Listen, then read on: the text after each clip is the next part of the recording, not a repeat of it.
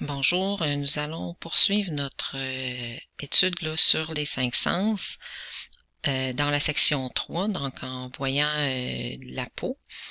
Donc la peau, bien sûr, qui est responsable du sens du toucher, mais on va voir aussi qu'il y a des rôles qu'on appelle non sensitifs de la peau. Donc on va commencer par l'anatomie de la peau, comme on a fait pour les autres sens. Donc d'abord, il faut savoir qu'il y a 3 couches de peau. Donc on a la première couche ici qui est quand même assez mince, qu'on appelle l'épiderme, donc qui est vraiment la couche extérieure de la peau. On a la partie centrale ici, là, dans laquelle on va retrouver différentes structures qu'on va voir ensemble, qu'on appelle le derme. Et finalement, on a la structure là, complètement interne de la peau, ici, qu'on appelle l'hypoderme. Donc, vraiment 3 épaisseurs de couches de peau. Donc, on vous demande tout d'abord de colorer l'épiderme en jaune. Donc, je vous invite à faire pause là, le temps que vous mettez la couleur sur l'épiderme qui comprend là, différentes couches là, de cellules de peau. Donc, elle a l'air quand même assez épaisse vue comme ça, l'épiderme, mais en fait, là, c'est quand même très mince. Là, on parle de centièmes de millimètre. Donc, on va voir là, dans une diapositive suivante là, les principales, deux des principales structures là, qui composent l'épiderme. On a aussi l'hypoderme ici, là, sur lequel je veux attirer votre attention. Donc, quand on parle d'avoir, par exemple, une brûlure au 3e degré, ben c'est une brûlure là, qui va venir atteindre cette couche de peau-là ici. Donc, c'est une brûlure là, qui est très importante parce qu'elle vient nécessairement endommager toutes les structures qu'on retrouve ici dans le derme, là, qui sont tout plein de terminaisons nerveuses. Et même c'est là que prennent la racine des poils et tout. Donc ça vient vraiment là changer les perceptions tactiles là, au niveau de la peau parce que lorsqu'on a une brûlure au 3e degré, là, on détruit là plusieurs structures nerveuses. Donc l'hypoderme, on va voir quelques structures là, importantes. D'abord ici complètement en bas, c'est ce qu'on appelle le tissu adipeux. Donc, dans le fond, c'est de la graisse qui est en fait une réserve d'énergie. Et on a également, ici, on voit les petits tubes ici, dans le fond. Ce sont les vaisseaux sanguins. Donc, ici. Et on a également les nerfs sensitifs là, qui sont vraiment dans la couche interne de la peau là, pour être vraiment bien protégés. Donc mon nerf sensitif ici là, qui va conduire les influx nerveux vers mon cerveau, il est vraiment là, enfoui profondément comme les vaisseaux sanguins. Donc je vous invite à ajouter, comme était mentionné là, dans la consigne, une couleur orangée pour le tissu adipeux.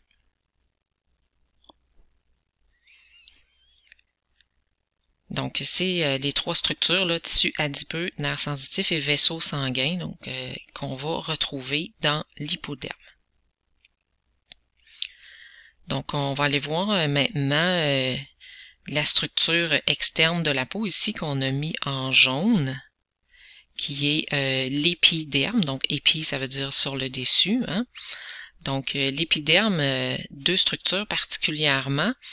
C'est les pores de peau, hein, par lesquels va sortir la sueur. Et dans certains pores de peau, on va également retrouver les poils.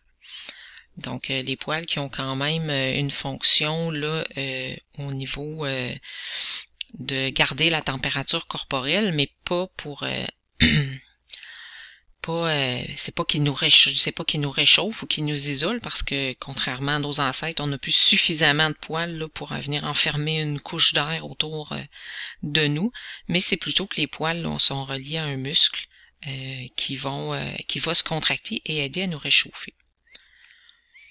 Donc c'est les 2 structures là à savoir en plus de l'épiderme. Donc, on voit bien que c'est dans le derme là qu'il y a la majorité des structures qui vont concerner là à la fois les fonctions sensitives et non sensitives de la peau. Donc, au niveau du derme, bien, on a d'abord ce qui concerne les poils ici. Donc, je vous ai parlé d'un muscle. Vous voyez ici, il y a une petite structure qui est rattachée au poil. Donc, c'est ce qu'on appelle le muscle horripilateur. On l'appelle aussi parfois muscle arrecteur du poil. Donc, il y a différents noms. Donc, qu'est-ce qui arrive lorsqu'on frissonne? C'est que ces muscles-là viennent se contracter.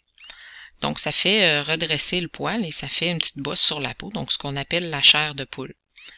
Et le fait que l'ensemble de ces muscles-là se contractent, ben ça libère de l'énergie et ça contribue là à nous réchauffer. Donc, le poil, lui, en tant que tel, ben la partie ici sur le dessus, c'est un peu comme les cheveux, c'est mort. Donc, ça fait pas mal quand on le coupe. Par contre, la base ici, elle est vivante, donc c'est ce qu'on appelle le follicule pileux. Donc la base est un petit peu plus large, donc si vous avez déjà tiré sur un poil, ben ça cause quand même une certaine douleur parce qu'il y a des récepteurs au niveau du poil qui vont détecter la douleur. Mais aussi, on voit que la base là, elle est un petit peu plus large, puis souvent elle est plutôt blanchâtre. Donc c'est en fait à la base ici là qu'il y a des cellules qui se divisent et qui font finalement pousser les poils. Donc, il y a également une structure ici qui s'appelle la glande sébacée. Donc, la glande sébacée qu'on vous demandait de colorer en vert. Donc, les glandes sébacées, c'est elles qui vont sécréter ce qu'on appelle le sébum. Donc, c'est une huile, finalement, qui va se retrouver à la surface de la peau. Et puis cette huile-là, ben, elle est importante là, pour assurer, entre autres, l'imperméabilité de la peau. Donc, c'est un peu comme un cuir, la peau. Lorsqu'on veut qu'un cuir soit imperméable, ben, on doit l'huiler, on doit le traiter. Ben, on a une structure sous la peau là, qui fait ça en sécrétant du sébum. Donc, ça fait pas mal le tour là, pour ce qui est des structures qui entourent le poil. On a également ici une structure qu'on vous demande de mettre en bleu. Donc, on en voit deux, une ici et une là. Donc, ce sont ces deux structures-là, les glandes sudoripares. On en a déjà parlé des glandes sudoripares. Quand on a parlé de l'équilibre sanguin, on a dit entre autres que les glandes sudoripares là, éliminaient le surplus d'eau. Et donc, on a ici là, la glande sudoripare là, qui est connectée à un pore de peau, dans ce cas-ci au même endroit qu'un poil, mais parfois aussi les pores de peau là, sont pas nécessairement là, inclus avec un poil. Donc les glandes sudoripares vont produire la sueur qui va contribuer elle aussi à maintenir notre température corporelle, mais à l'inverse.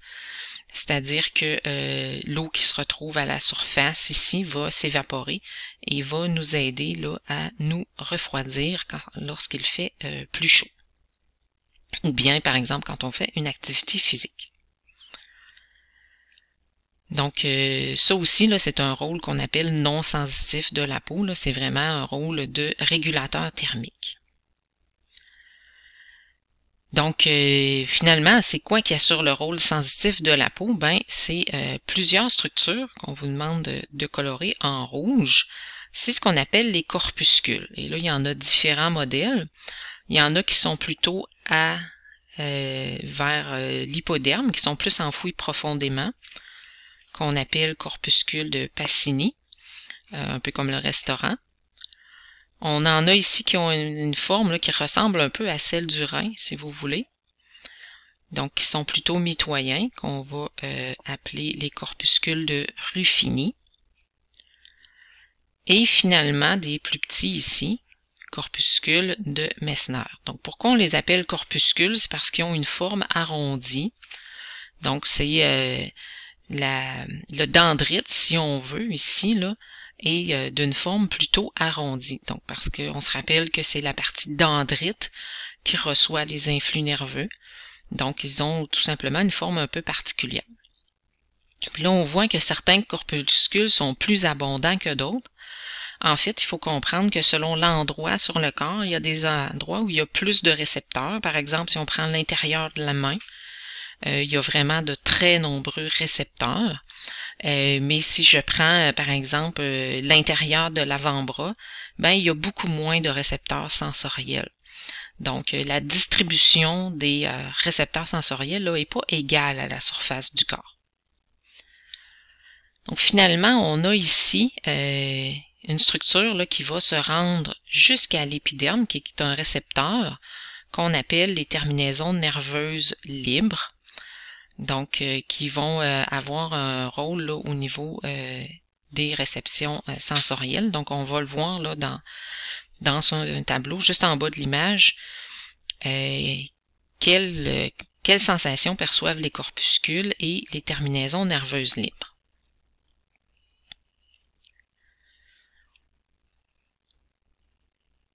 Donc, on a, pour les terminaisons nerveuses, on a d'abord tous les corpuscules, que ce soit Pacini, Ruffini ou Messner.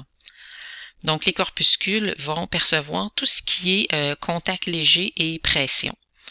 Donc, même si on prend juste une plume puis on effleure la peau, on a quand même des structures là, qui vont réagir à ce contact léger-là. En plus des poils eux-mêmes, là, même si vous touchez seulement un poil, il y a des détecteurs au niveau des contacts légers là, qui sont associés aux poils. Et des pressions plus fortes, évidemment, par exemple quand quelqu'un vous tape sur l'épaule. Donc les corpuscules vont réagir à ces sensations-là. Les terminaisons nerveuses libres, elles, vont plutôt réagir aux perceptions de douleur et aux températures, donc que ce soit le chaud ou le froid. Donc ces deux sensations-là, douleur et température, ça va avec terminaison nerveuse libre, tandis que contact léger et pression, c'est avec les corpuscules. Donc c'est important d'être capable d'associer la sensation avec la terminaison nerveuse là, qui perçoit cette sensation-là. Donc, ça fait le tour pour les rôles sensitifs de la peau et l'anatomie. Donc, en bas de page, ici, vous avez suffisamment d'espace pour ajouter ce qu'on appelle les rôles non sensitifs de la peau. Donc, des rôles joués par la peau, mais qui sont pas en lien avec les sensations tactiles. Donc, le premier rôle, c'est d'abord d'être une barrière contre les microbes. Donc, par exemple, quand on se fait vacciner, on va désinfecter la surface du bras là, avant de se faire piquer. On a également ici, qu'on l'a déjà mentionné, ça va aider à contrôler la température interne grâce aux glandes sudoripare qui aident à se refroidir, puis aux muscles horripilateurs qui vont plutôt aider à se réchauffer. Finalement, troisième rôle non sensitif, c'est de produire de la vitamine D. Donc, sous l'effet de l'exposition au soleil, là, la peau fabrique la vitamine D. Donc, cette vitamine-là est essentielle là, pour que le calcium aille se fixer aux os.